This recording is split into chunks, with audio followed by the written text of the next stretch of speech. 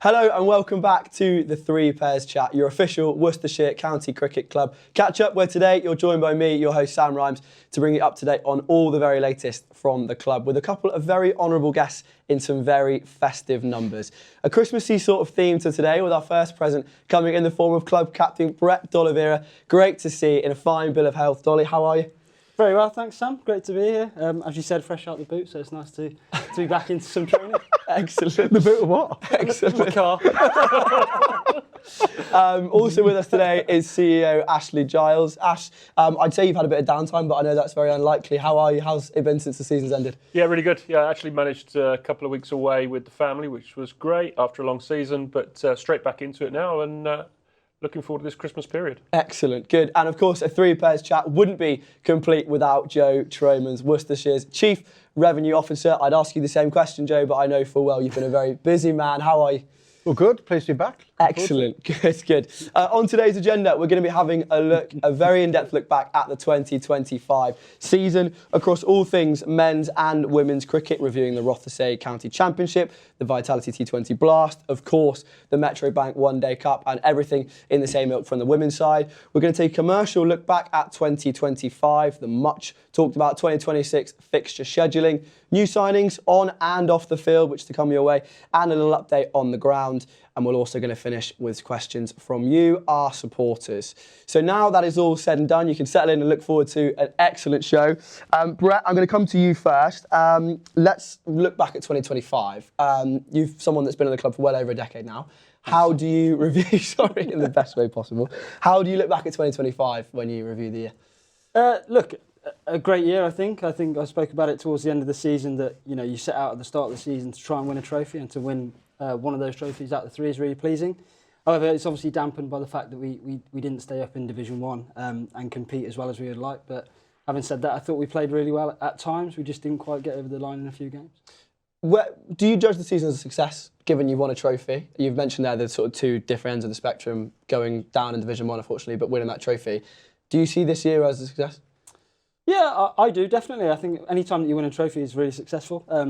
Like I said, it's obviously frustrating to have gone down, but I think in white ball cricket we're definitely moving in the right direction. I think our red ball cricket certainly has been moving in the right direction the last few years, even though we've gone back down. So it's about just going back to what we know and trusting that process, really. And a personal reflection for you, obviously the team, successful year for you, a frustrating end to the year being injured. How do you look back at your 2025 campaign? Yeah, obviously you always want more runs, you always want more wickets, I suppose, and you want to affect games and you want to win those games for the team. But you know, any contribution that you can make on or off the field is really important. And I think, you know, I really enjoyed my time last season, and to obviously finish the season in a boot wasn't ideal, and to not make that final was really, really frustrating. But I think at that point when that happens, you sort of have a decision to make, and the decision was to either sulk about it and worry about it, or try and be happy and try and add to the group, and hopefully I managed to take that option. And where do you see the particular success points? Obviously, the obvious one is the trophy win at the end, but as a squad as a whole and as a team and a group who are on looks like the start of a journey really going forward, where was the successes this year? Where did you see those moments to celebrate? Oh, good question. I think for T20 cricket, if we look back over the last couple of years, we haven't quite got to that qualifying stage, and we didn't this year. Having said that, we won, I think, 7 games of cricket off the top of my head. In previous years, that would have got you through to sort of qualification. So that, added with obviously the white ball trophy as well, that's really pleasing, and I think that journey is going to continue, and hopefully more success to come. And I think with the red ball cricket, as I mentioned just previously, I think we got in positions. The most frustrating thing for me was we got in positions at times to win a game of cricket, and we were in those games of cricket for a long period. But unfortunately, we didn't quite get over the line. Whereas the year before that, if we look back at it, if you go back to it, we sort of did get across the line. Yeah. We were up against it, and we managed to come out the other side of it and get that win. Having said that, I thought we competed really well at times, and across the season I thought we showed our own, and we deserved to be there, but unfortunately we didn't get those wins, we didn't get those W's on the board, unfortunately. All those times you're in games of cricket and you're in the centre of it, leading the side, or whether you weren't leading the side in the 50 over tournament, but you're in the thick of it. You mentioned the word enjoyment there. That's the main thing that people want to hear, that you're still enjoying your cricket. How much have you enjoyed this year, and how much are you looking forward to continue enjoying it into 2026? Yeah, absolutely love it. Look, I think, you know, you're playing a game that you absolutely love with a group of your mates. It's hard not to love it. So I think when that time goes, or that enjoyment goes, it might be time to look at it. But for now, I'm absolutely loving it. I love the group. I love leading the group. So yeah, may that continue. Excellent. Good to hear. Ash, I'll come to you next. You mentioned you've had a bit of downtime since the season finished, but You joined midway through 2023, so into another full season for you this year. From a slightly different point of view off the pitch, how do you look back on 2025 at Worcestershire Road? Yeah, so I suppose I have to look at it on the pitch and off the pitch. Off the pitch, I think we've developed again. If you just look at our hospitality areas that we've had for our one-day cricket particularly, have just added a different dimension, I think, for supporters and guests when they come to the ground. And I think we've developed our team off the field.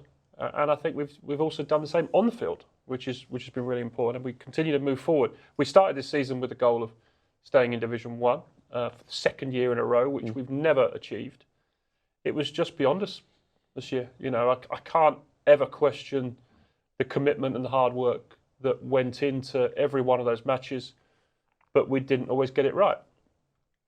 In the other formats, Dolly touched on, so close, but as always, you're yet so far away in T20, just missing out on qualification, just behind our old rivals, the Bears, just up the road. But again, if you compare what we're spending, or we're able to spend on our T20 team compared to the resources they have, those margins are pretty small, and that may be the cost of a couple of points, but we are competing and we are pushing those guys. And then, of course, the 50 over tournament was just a dream. I agree very much with what Brett said, that trophies don't come around that often, and you should really enjoy them, enjoy winning them, enjoy that success and the achievement, and particularly for us. But I think what was also nice, looking around the country and hearing what was being said, I've said it before, but we feel a bit like everyone else's second favourite team. And we want to build that. Doesn't mean we're soft, but actually building great culture on and off the field, a really good reputation, that we play our cricket the right way, but we've got a decent set of guys in that dressing room, led well by Richo and his team. So, moving into 2026, I think all pretty positive. The overriding theme, I think, this summer has been the culture around the whole club has been on the pitch, off the pitch, and that's been sort of radiating through the supporters, membership, fan base as well. How important has that been in the last few years, your focus of yourself and moving forward across the club to build that culture, have the right people in the right places to be able to experience success like you have done this summer? Yeah, a really good question. Cultures are built for me out of really good people and really good behaviours. And that's just doing the right things, trying to do the right things every day. And so for me, that was slightly easier because I think I fell into a job and a club with some really good people in it already. You're always looking to try and tweak and improve what you're doing. And I think we're also doing that. We are edging forwards.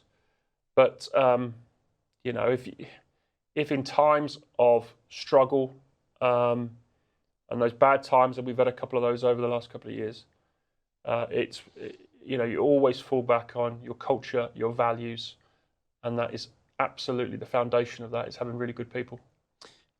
Just to finish, while we round off this opening sort of segment, when you put your feet up momentarily, albeit at the end of this summer, and you look back and you've got this trophy to show for this summer, how much does that fill you with a sense of, you mentioned the pride, how much does that give you pride looking back this year at what this club has achieved? Huge amount of pride. I've been fortunate to be involved in trophy-winning teams elsewhere.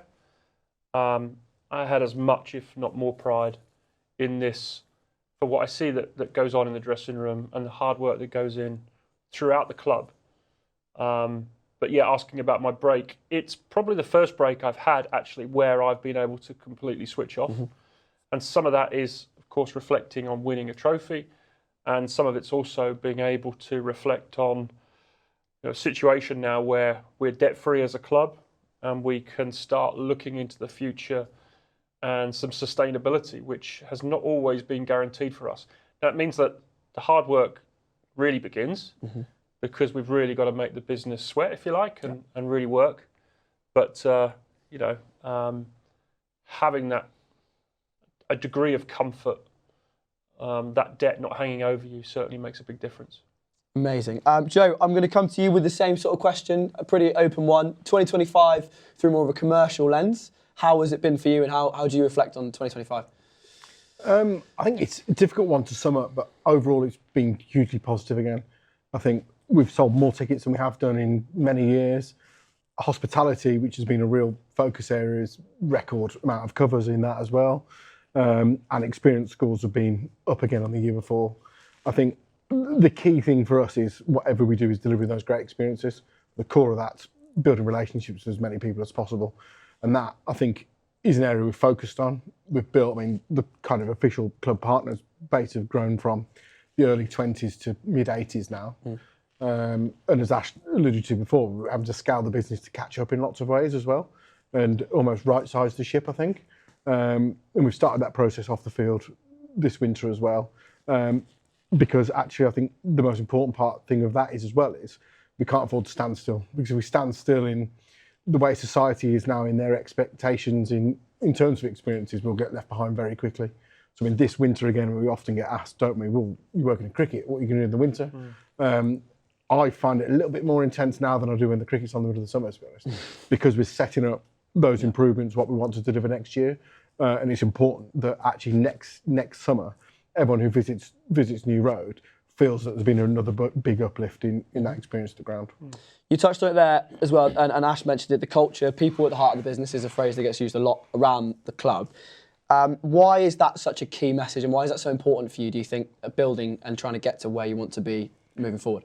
It's all about relationships, and I think ultimately even in the digital age now, when it's really easy to use AI and automate this and automate that, actually for us at New Road and Worcestershire, it's really important, that human connection. So our people doing business and getting to know people and building those proper relationships. And also things like it could be easy not to allow people on the pitch in terms of intervals, but for us, it's so important that people have that human connection. They're on the field, they're on the same pitch in the intervals when we can. And just those interactions, making them as real and as human as possible. And we just want to drive that through everything, and that starts with the staff.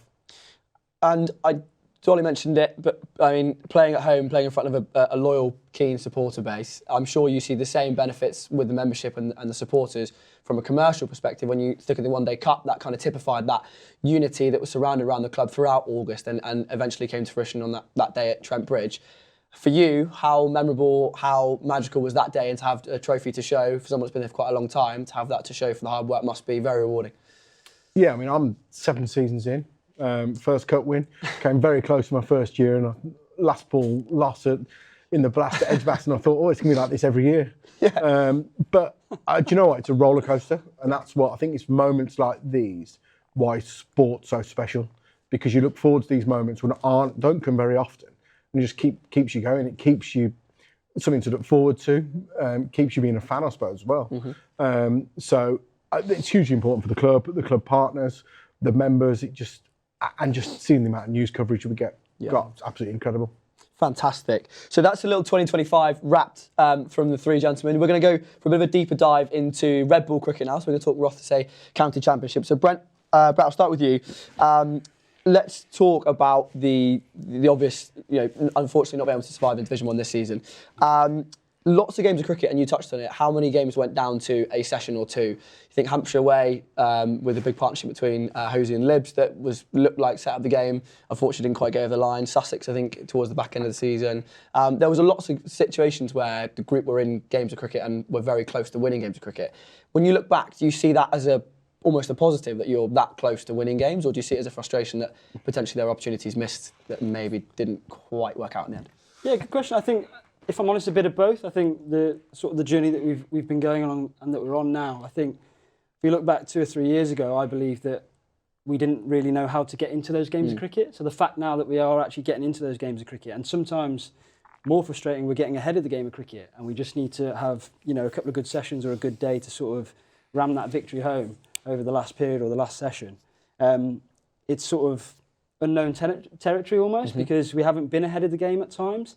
And now that we're starting to get ahead of the game, it's about learning what we need to do from there. So when we've been in previous games, we've been behind the game, it's quite factual, it's quite easy to see. You might have to bat out a session, you might have to bat out a day, you might need to go below a certain scoring rate, or whatever it might be. But now that we're actually having to enforce the game and dictate the game, that's presented a slightly different challenge for us. So I think moving forward, that's a real key learning for us as a group, and for me as a leader as well, is about just staying really present in that moment and not worrying and not looking too far ahead and not trying to predict how the game's going to go or how we would like it to go, because often the game never goes how you want it to go. So I think for me, that's a real key learning.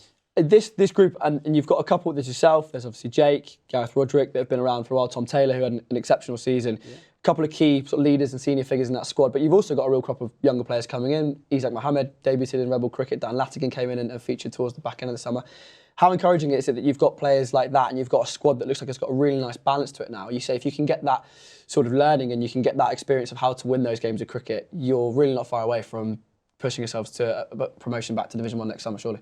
Yeah, absolutely, and we have to believe that. I think, as you just touched on, we've got a great mix at the minute in terms of those senior players and then some great younger players coming through. You know, Ethan Brooks had a breakthrough year, really a hell of a year, so you're looking forward to those sort of guys growing into their roles and really cementing their role in the team, and then obviously breeding them into leaders and hopefully for years to come, and that makes the club really sustainable. So yeah, a really exciting period. Ash, I'll come to you. The step up in challenge from Division 2 to Division 1, you've been in Division 1 for 2 years now. The challenges of facing high quality seam attacks for more sustained periods, you're facing international test match quality batters at top of orders, all the extra challenges that come for Brett and the side. I don't think sometimes it's mentioned enough, the challenges and also the time of year, playing a lot this summer at the front and the back end of the summer when the conditions are more difficult. Maybe it would be worthwhile just touching upon what a valiant effort it was from the group this summer to keep pushing for as long as they did. Yeah, absolutely. I think what you're talking about is just more, some clubs have more depth in resource, and you can talk about, you know, brass tacks in terms of money you can invest in a squad. Some sides do have more than us. You know, they are able to put in a little more. So that, you know, highlights how well we've done in many respects in fighting for that Division 1 position consistently. Way before my time, you know, we are the most relegated, but therefore the most promoted team since divisional cricket came in. So we're always there or thereabouts. You know, I think to Dol's point around some of the players as well, you know, we have some players who, and I've got to pitch this right, may have struggled to find homes elsewhere, and they've come to us and they've had great success. You know, if you look at Libs, who, yes, he's a very mature cricketer now, but his record in four-day cricket is just phenomenal, and continued that this year. Tommy Taylor coming in, leading wicket taker in Division 1, touched on Ethan Brooks, who was almost out of the game, you know, and the transformation in him. And now these young players coming in, who I think will be great, Isak and Dan. I think people sometimes think it's by chance, but I think what we've done well is identify the right individuals for our environment with the right skill sets, of course. And it's so good to see them flourish when they do. But Division 1 is a really tough division challenge. Some really good teams in there with some really good players. We'll continue to fight for that, and I'm sure that's top of the agenda for Alan and the team next year to get back up in Division 1. But as I touched on, that gap continues to widen really between the bigger clubs and the rest of us. So we have to be really smart with recruitment and other stuff to try and compete. People will want to know that, and you've just mentioned it, people will want to know, and rightly so, what are the intentions, plans, what is happening over the winter to ensure that next summer, when the County Championship restarts and resumes, the club is potentially in a better spot to regain that status of Division 1. So what will be happening, what is happening, what can you enlighten us on what's going on? Yeah, well, I mean, off the field, and this is more Dolly and Richo's area, you know, the guys are already back in training. There won't be a hell of a lot of cricket focus, I don't think, before Christmas. That's very much an individual and voluntary plan, really. If guys have got some technical stuff to work on, I'm sure they're starting to work on it. But there'll be a big physical push before Christmas, and then generally after Christmas you start to build that workload to try and hit pre-season at the right level. We're very hopeful this year the guys are going to go on a proper pre-season, so when we come back they are completely ready to go. We've not always been able to do that, so that's certainly in our plans. We've been able to put more support around the team in terms of coaching. So Alexi Kavesi comes in as second team coach, which is great. Allows Richard Jones to move up and take more of a an assistant stroke bowling role, but been able to move between teams, and also for me allows Alan Richardson to have a bit more headspace, and just be able to step back at times and think more about strategy and long-term strategy than just being in the weeds always. I think even the commitment we've shown in terms of our playing squad is important. So when I came in 2.5 years ago, whatever it is, we had 13 players out of 20 out of contract, which is a difficult situation to manage, to say the least. We've now got, I think even next year, we've only got one of these players out of contract, which is great. And that doesn't make it comfortable. That just gives us some consistency. We back these players, we are with them all the way, and it allows them to go out and express themselves and play, which I'm really happy with and causes me less headaches. And then also overseas. So we're currently talking to a player about coming and playing the whole of the Red Bull season for us. We can't announce that right now, but we're very, very close. So that's cool. Saves a question. That saves a question later on. Fantastic. Brett, I'll come to you. Ash just mentioned about Libs in particular, and someone who bats and bowls at the top level. You'll know just the challenges that present itself with opening the batting in Red Bull cricket. How impressive was Libs' summer, and how sort of worthy is someone like Libs, as hard as he works and as much as he focuses on his game, and at times where, again, supporters will have shown their frustrations at potentially some of the batting situations that faced themselves this summer. How impressive was Jake's summer to score 1,000 first-class runs? Yeah, look, he's phenomenal. I think Ash mentioned it earlier. His record is mind-boggling at times, and I think just watching him go about his business. First time in a few years, I reckon, this year, I just saw a little chink where he just had an element of doubt in his ability, or he just showed it outwardly. And that was quite interesting to see, because I'd never seen it. He'd been obviously so successful for so many years. And I think this was probably just sort of like first half of the season, but then obviously managed to accumulate many runs, as he always does, towards the back end. So that was quite interesting to watch that journey. So it just shows you, I think, it was a great example to all the young players that even, the guys at the top of their game can have that little moment where there's a little bit of doubt or a little bit of frustration. But yeah, he's obviously been a huge asset for us. He's given us great consistency at the top of the order, weight runs, now obviously leading a team as well, and vice captain with me as well. So it's great to have him, by my side at all times, really.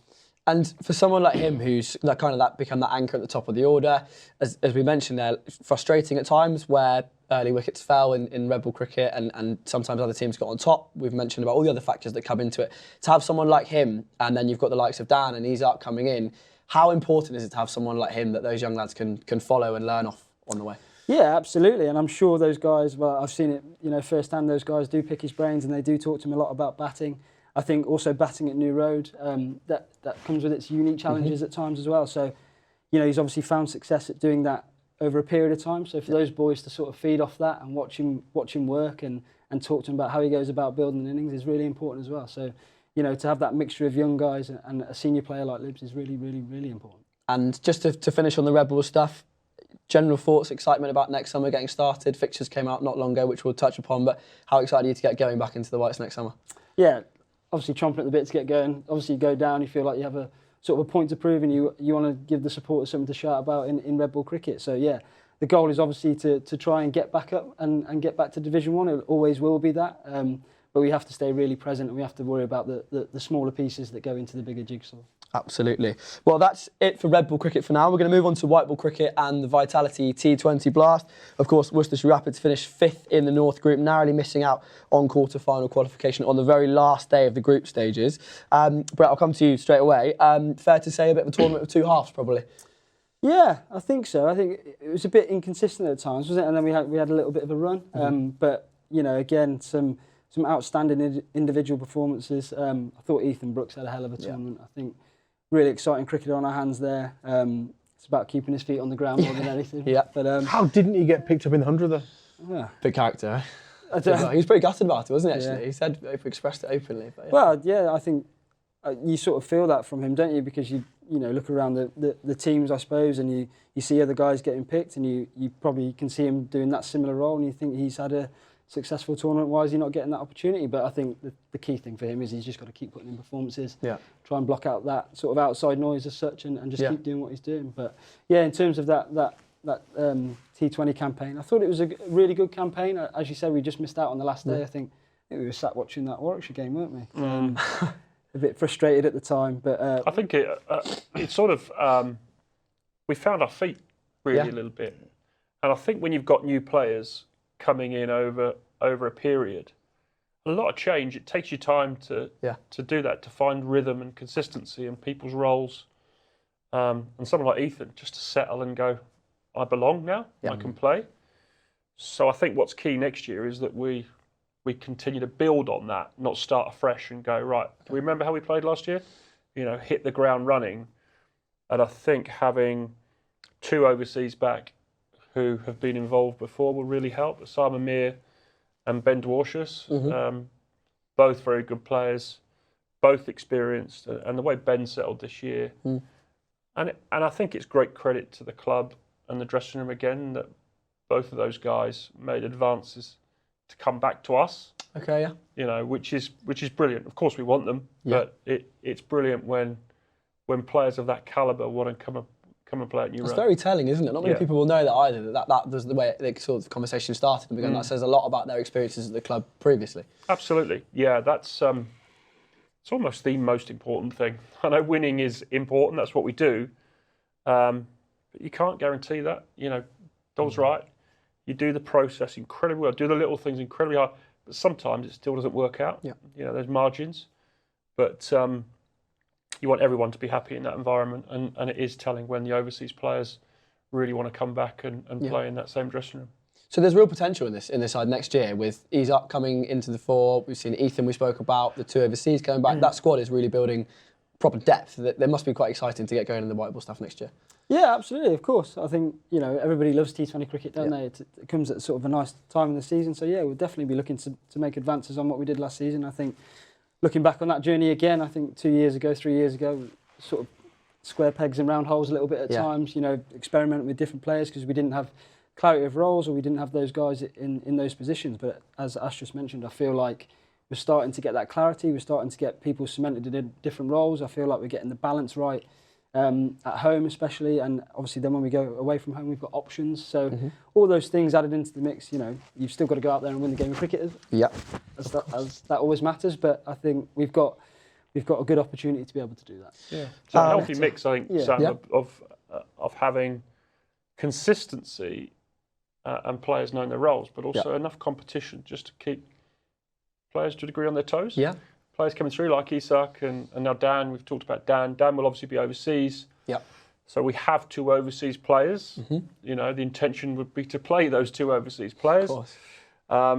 And we've seen how Dan's burst onto the scene and done some really good things. But down the road, what some people will know and some may not is Osama in a year's time will qualify as a local as well. So that then maybe gives us an option, if you like. So there is some method in the madness as well. I think to clear about Dan, he's got a bit longer to wait, hasn't he? He's got longer to wait. Overseas. Yeah, Dan's got another 3 years where he's overseas, but obviously we'd love him to play as much cricket as he can, as soon as he can. But let's, again, as you said about Ethan, let's keep our feet on the ground. He's played half a season. We think he's brilliant. He's great. But you know, let's give the kid a bit of breathing space as well. And better to have the options and the headaches to selection to have to potentially leave people out than to not have those other headaches where you're scrambling around trying to look for. Yeah, where I'm getting a game. Yeah. Well, listen, could be worse. Could be picking Joe. Joe, I'll come to you while we're here. Joe, match day experience, T20 wise. Lots of change. We had the Bennett's Ice Cream Food Village that was in full swing on match days. The general feedback and the consensus was very good. From the supporter base on the whole. How impressed and happy were you with the T20 Blast this summer? Good. It was a good step forward. We talked a little bit before about hospitality, some innovations we've made there. We did also invest into the Bennett's Ice Cream Food Village. We put stage in with a singer before games to try and encourage people to come a little bit earlier. As well, I think the food in the Food Village was a real step up. As well, I think Ounce became a bit of a personal favourite too. To give them a shout. Did it? Shout out. Great spot. See you later tonight for a pound of But we've got to go further. Yeah. I think food in particular, I think is such an important thing for people these days. We've got to get better and quickly. That's a real focus this year. But all in all, yeah, the feedback we get, we do send out surveys after every game, we get a lot of feedback, and it was a good jump up from the previous year, so we're going in the right direction. Excellent. But again, it's not about standing still. What we've built in kind of the business side of the club, personnel-wise, is there to help us push forward a long way and pretty quickly too. And we'll go on to fixtures later on, but I just want to look back at this summer. Quite a challenging fixture schedule in terms of the Blast in certain places with midweek games and some unfavourable kind of fixtures in terms of travel and logistics. But actually, numbers on the whole very good across the club in terms of ticket sales, considering those challenges that were in place. Yeah, I think we were 17% up across the board in all types of tickets for Vitality Blast, 31% in hospitality, and I think we ran at 94% occupancy across all hospitality options. In terms of those covers, I'd imagine we'll be right up there across all 18 counties, one of the highest in terms of premium ticketing amount sold and occupancy. It's real positive, but again, it's not about standing still. Yeah. We've got to fill it and we've got to offer a better product. Superb. So that's T20 cricket, kind of summarised in a lovely little nutshell. And then we'll talk about this thing next to us next. The kind of fairy tale, the Worcestershire, I put in sort of inverted commas, minnows, soaring to the summit on a fabulous day at Trent Bridge. Some of the numbers from that tournament, played 10, won 9,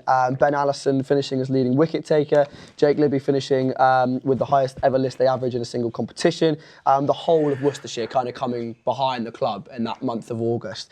Ash, I'll come to you first and your general reflections on what was a kind of fairy tale story, really, wasn't it?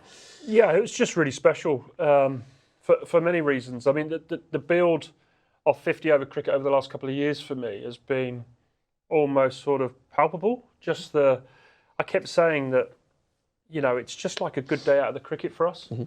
That period through August, we've been lucky with the weather sometimes, but some really good crowds, some really good cricket.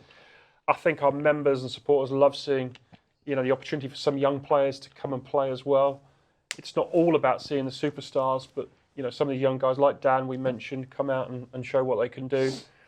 But probably still exceeded where any of us thought we might go. But, you know, as you got that rhythm and we got into those later stages, we just seemed to get better and better. We got put in challenging positions against good teams, Hampshire, then Somerset, and we continued to thrive.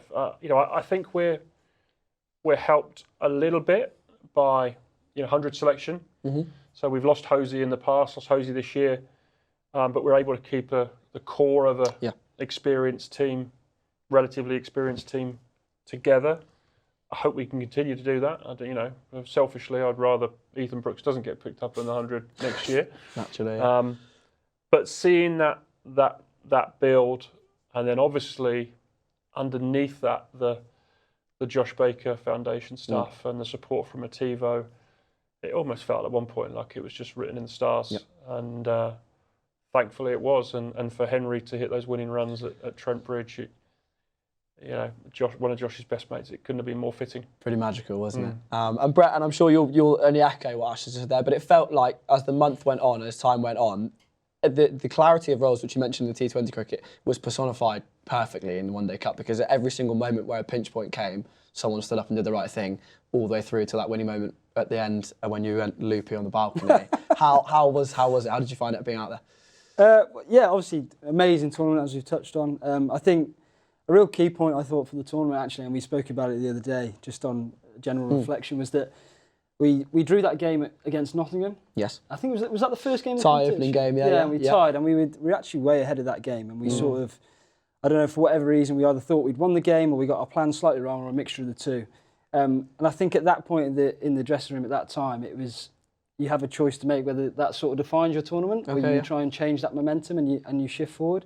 And thankfully, we went on to win that next game. And I think from there, we just sort of never looked back. So it was almost like the kick up the backside that you sort of needed to say, come on, let's get going. But as Ash said, I think, with the 100 selection, as we keep that core group together, you look at the team on paper and you think that's a good side.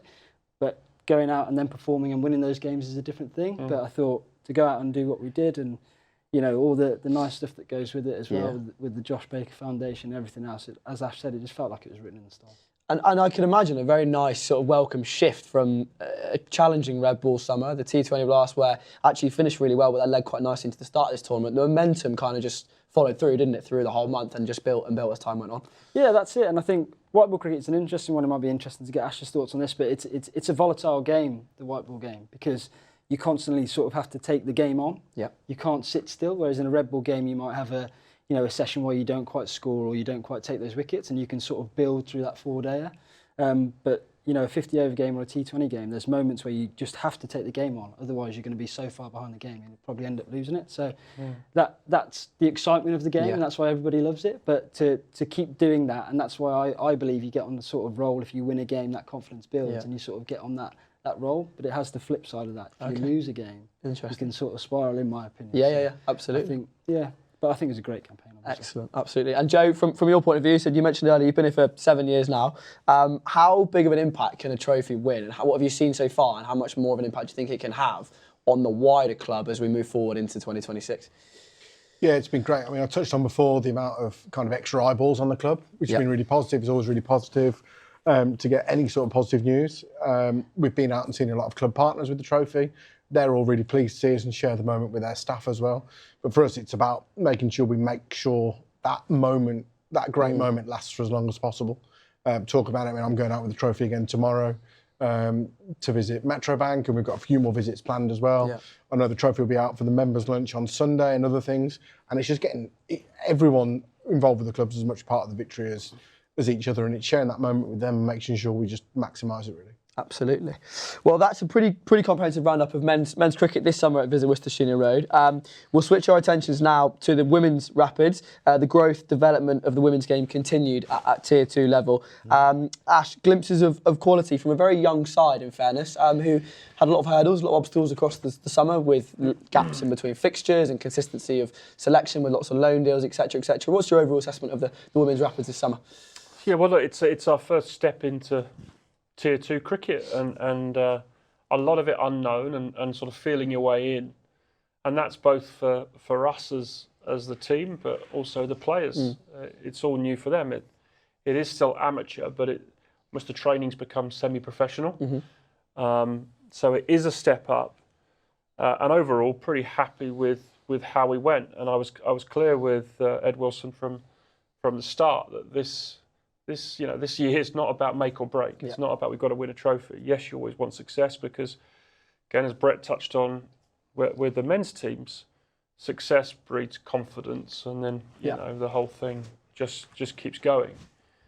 But it's actually just about putting in some really good foundations that we can build on in the future. And Tier 2 is tough for us because actually building a team is more difficult than in the men's game because of where you're placed at Tier 2.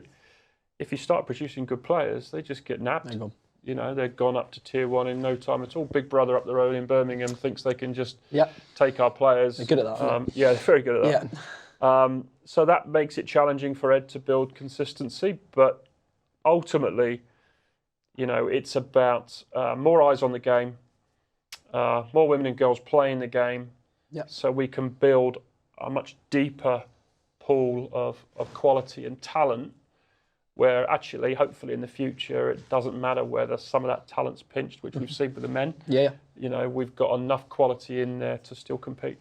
Plans and preparations already underway for them next year to build on what was a promising start this summer, and then expectations hopefully next year to kick on further, I presume. Yeah, absolutely. All you want to see is incremental improvement. It doesn't have to be there to there, but just keep again edging forwards in everything, in the work rate, in our professionalism, in our success. And that's individual and as a team. But we've got a base there. We still want to take some of our cricket on the road. So we've got some double headers at New Road. 2 double headers next summer. But we also want to take some of the 50 over cricket on the road to take cricket out to people. Help promote, help push them. Absolutely. Not just expect them to come to New Road and watch. And I think that's really good for the game also. Absolutely. Joe, we had our first ever women's doubleheader at New Road this summer. The women played Northampton and Derbyshire on the same day. That was a pretty groundbreaking moment for the women's side and a very special day at Visit Worcestershire Road. Yeah, and it's so important that we give our women's team a bigger platform, as big a platform as possible. And I think, as Ash touched on, the kind of Rapids on the road concept, taking the Rapids team, that women's team, out into areas where there are already pockets of women's teams and women's hubs playing, and using that to promote it, and then getting people back to New Road to support it on a bigger platform. That's really important to us going forward. I think the women's sport's obviously going through a massive growth spurt in general. I think cricket's probably going to be supercharged from India's World Cup win. Yeah. We know that's probably where the bulk of income, commercial income from cricket comes these days. And it's just a great time to be on board that, and want to keep pushing that women's Rapids team as much as we can. And there's almost a crop of the likes of Claire Boycott, who's had a sterling few years but excelled this summer, starting to build a sort of narrative around that team now. Is that something you're looking to tap into, hopefully, and type to inspire and bring in the next generation of women's Rapids fans and potentially players as well? Yeah, I think it's essential that we kind of use storytelling to promote that and their stories, and actually anything's possible. Yeah. And that anyone can play cricket at the highest level, and sharing that story is really important. Absolutely. On to 2026 then. Let's look ahead. The fixtures came up last week, and some very tasty fixtures have been thrown up. Ash, I'll come to you first. Consecutive away games in Division 2, as is par for the course, given what happens at home over the winter. Derbyshire away, and then a trip to Lords to face Middlesex, I'm sure has caught the eye of a few people. How excited are you for the start of Rebel summer next year? Yeah, very excited. It's we've just talked about, no one wants to be relegated or out of Division 1. In some ways, it's you're playing. It's changed. You're playing different teams in different environments, and I'm sure, the guys will be looking forward to going to Lords, particularly for that second match. It's always a special place to go and play. As you say, we've got 2 games away from home. Then we've got a bye week, and then we begin a home campaign. And so we know the challenges of getting the ground ready, getting New Road ready. Stephen's already on it. Got his wellies on. Yeah. We're at, we never quite know what's going to happen with the weather. We could be due another flood any time now, but Stephen and his team work incredibly hard. No restructuring of the game after last season's vote, which was well documented. The biggest thing, however, I suppose for everyone across this sofa is more cricket at peak times, both for fans and for players. That can only be a positive thing, can't it? Yeah, absolutely. So in particular, the Blast, the new format of the Blast, so the 3 regions. Yeah. I'm a real fan of that, and I think that will help us get more support. Enhance that competition, the local aspect. I think the local competition, us in Gloucester and us in Somerset and us in Glamorgan, all those sides traditionally travel well. And so I think we can expect more people at New Road for those matches, and we're more than happy to welcome them and beat them. Love it. Joe, headlines from your end, I guess 4 Friday night T20 games is a big tick in the box. A big boost to have more cricket at more accessible time for supporters to be able to get to the ground and watch the game. Absolutely. I mean, I'm normally fairly swift to find faults with things like feature schedules or most things. I can vouch for that, yeah. But 4 Fridays and 2 Sunday double-header days, pretty much perfect. Yeah. Not really got a huge amount or anything I can moan about this year in terms of the schedule. So we're going to sell it every week? You're going to sell it every Pretty game? dreamy. Yeah, we've bulked out the marketing team, which you're obviously part of, Sam, so hopefully we'll be seeing 6 sellouts. Off the pitch, yeah, we mentioned it, yeah. Any TV games? Bears on Bears. On TV. On TV. Friday night, and I don't think there's a lot going on around. No, there isn't, is there? First one for a couple of years, isn't it? A Sky TV game, I think, from memory. Yeah. At home, yeah. Yes. So that's a huge opportunity. Yeah. In front of a lot of eyeballs on Sky on a Friday night, Brett, so no pressure. That's all right. Chance to express yourself and go well against the Bears, eh? The Warwickshire Bears now, of course, not Birmingham anymore. I can't keep up. No, changes. Excellent. Brett, given how much the players enjoy playing in the T20, it must be wicked to have those kind of games to look forward to. It must get you really excited, those Friday night kind of games. Yeah, absolutely. You just mentioned it there. That's literally the highlight fixture, isn't it? Everyone looks for that fixture. So to have a home game on TV against Warwickshire is going to be really, really exciting. So everyone will be making themselves available for that game. I think so, definitely, yeah. Well, all the details of match day information, ticket sales, hospitality purchases, all available on the club website. So head on over and get stuck in. We'll stick with 2026. We'll talk new additions. We mentioned the 2 returning, one from last year, one from a few years ago in Osama and in Ben Dwarcius. Long-term deal for Osama. Thinking behind that, Ash? Yeah, well, look, Osama, as I said, next year is still an overseas player. Then he becomes a local player through marriage. He needs a leg spinner as well. Yeah. And he's a leg spinner. He can bat. Ticks a few boxes, yeah. Yeah, he's a pretty... I'm out of a job there. he's a handy cricketer. He knows the team knows him. But as I alluded to, yeah, we never know what the future has in store, but having Osama as a local player after next year gives us different sorts of options. And we've talked about Dan, that's the obvious one, but may give us other options as well. We'll have to see how all of that works. But of course, we're all hoping Dan's on that trajectory that is only up. Absolutely. And Brett, to be able to have someone like Ben, who was leading wicket taker in the side last year, someone to turn to with oodles of experience in T20 cricket, it must be a nice luxury to throw the ball to someone like him and watch him get to work. Yeah, really excited about both of them actually, Osama and Ben. Ben was great last year, just very level-headed, very calm. He's obviously been around the block a little bit in terms of playing in all the big leagues and World Cup stages and all that sort of stuff. So to have that experience stood at mid-on with me when it's all going crash bang wallop and you're a bit like, where do we go from here? Just gives you that level of calmness that you need at times. So that's really exciting. And then amongst that, he's obviously got great ability with bat and ball. And then on top of that, he's a great human being. So yeah, can't wait to get him back. Nice bit of facial furniture as well. Has he? Strong slug, Has yeah, he really still good. going Benny, yeah, very strong. Joe, I'll come to you off the field. We've got more recruitment as well. Facial furniture. I've got a lot of time for it. You've all got facial furniture. Little favour saver. We love it, like it. Joe, another busy year off the field in recruitment and investment as well. How pleased are you with where the club is placed now to drive the place forward? Really good actually. I say it again, you mentioned 7 seasons in. We've scaled the team with delivering better experiences right at the heart of that. We brought in a new head of hospitality, Charlotte Little from Hagley Hall Hagley Golf Club, to drive that on from a catering perspective. Service at the heart of that, presentation, and just making sure we have got the best quality food to give our guests. And we've also brought in Don Walker from Barrett Redrow, the house builder, as a head of marketing and comms. I mean, for me, I've got a marketing background. I really see that marketing department as the beating heart of our commercial, which I'm sure you'll be pleased to hear. Of our commercial thing. I mean, that's ultimately going to get new people in the door and tell people about how good it is and how people are enjoying it. It's going to give me a bit more headspace, hopefully, as well. Sit back and build some good relationships. But yeah, it's a hugely exciting time. We've managed to sit back this winter as well and start looking at a long-term commercial contribution plan, which that is really kind of the next phase of our growth. Okay. We've grown a lot in terms of commercial income over the last 3 years in particular. We've really reduced the ratio of what's essentially TV money, ECB, our share of that, to commercial income, which is now about 50-50, maybe just over in terms of favour. But it's really important that where we've grown income, we manage costs as well. And over the next 5 years that we really start to ramp up that commercial contribution growth too. Excellent.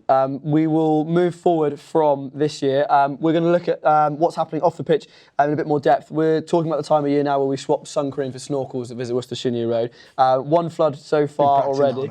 That's absolutely shambles. It's true. That's embarrassing. Steve's and his waders.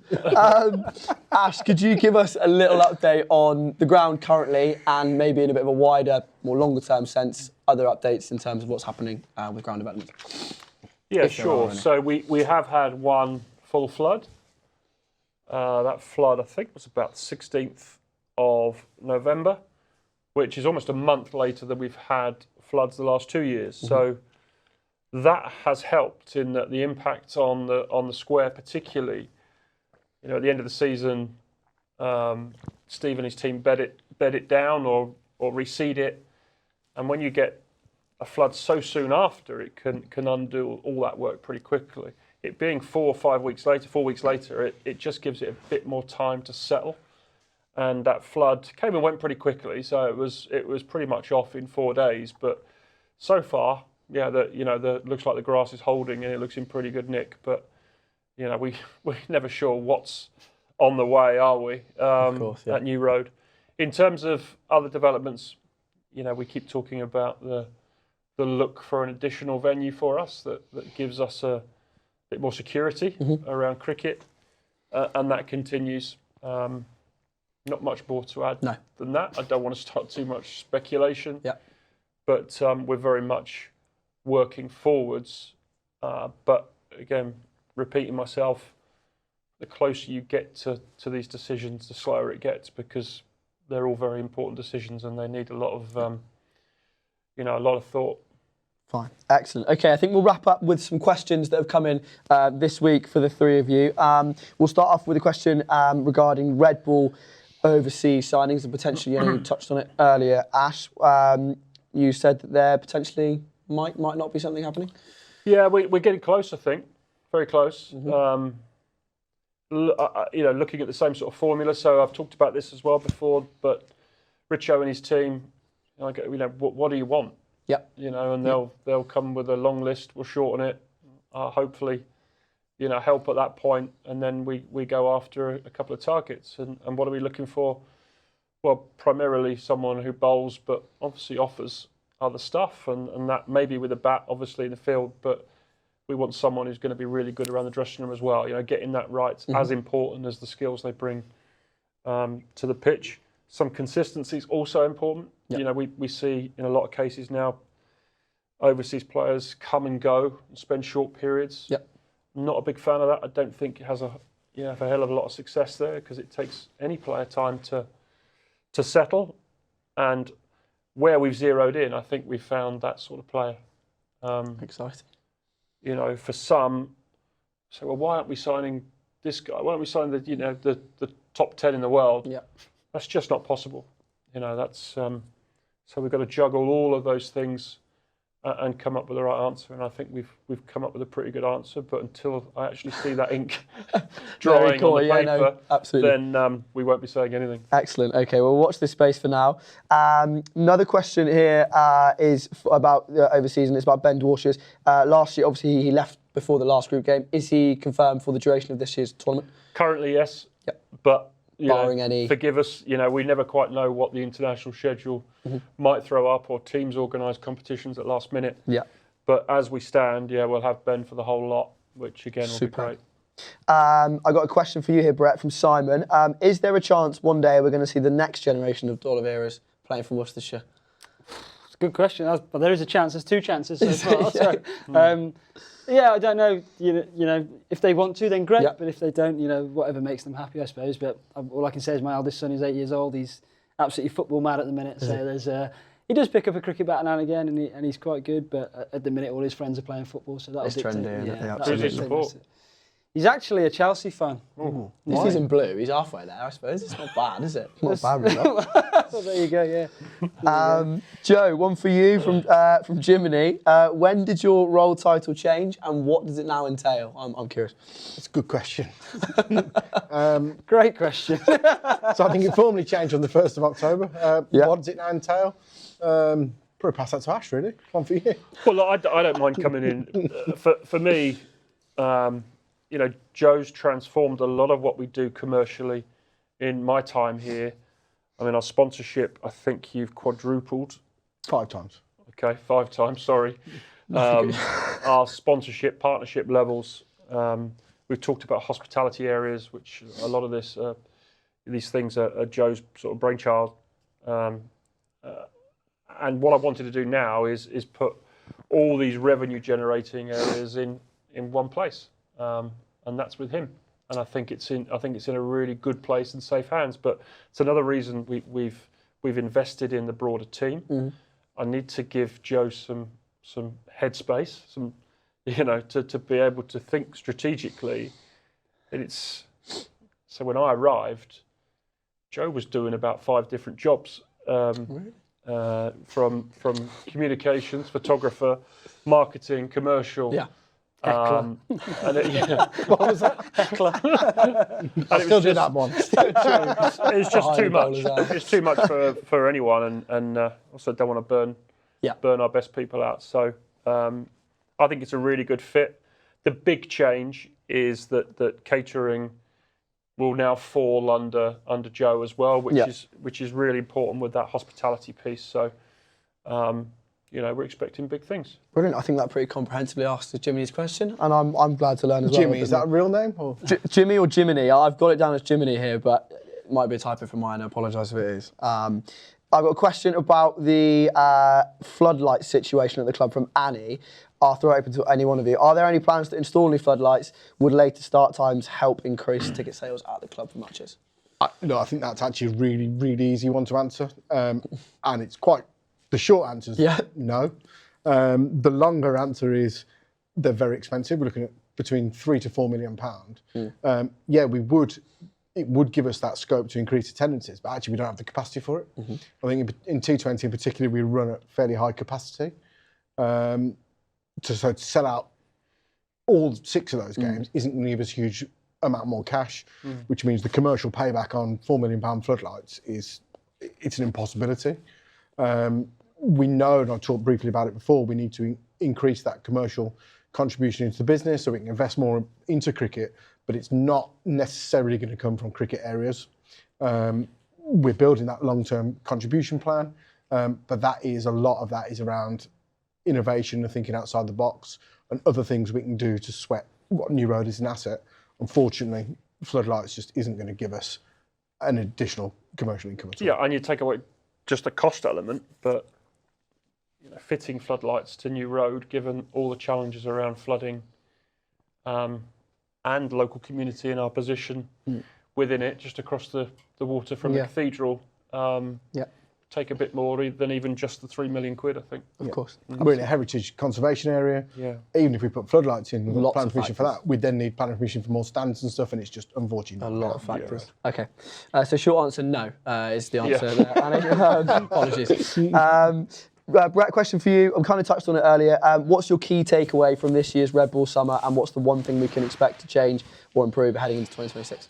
Oh, good question. I think the key takeaway is what I spoke about before. I think when we've got slightly ahead of the game, it's just staying nice and present and nice and calm and not trying to force the game as such. Just let that game pan out and keep doing what we're doing really well. So those processes that we're sticking to. And then what will you see in 2026? Hopefully, a group of lads that are really motivated to win games of cricket and keep competing really hard. Excellent. One more question, we'll finish. It's from Tim. Future plans section of the Schools Guide this month suggested that Bromsgrove are open to hosting first-class fixtures. Is this a feasible option for WCC, or would we be likely to see some list day fixtures potentially taken on the road in the future at Worcestershire? Well, I look from my point of view, we're always open to talking about taking cricket on the road, and of course with our challenges with flooding, we need willing partners as well. We have a very good one in Kidderminster, and they've been fantastic to us over a number of years, and that partnership continues. Look, I mean, it's great to have that ambition, and I'm more than willing to have that conversation with them at some point. Amazing. Well, I think that rounds us off very, very nicely. Joe, Ash, Brett, thank you very much for your time. Have a lovely festive break. If you get one at any point, enjoy it. Thank you very much for all your questions and all your participation throughout the week. You've been watching 3 Pairs, and we'll catch you in 2026.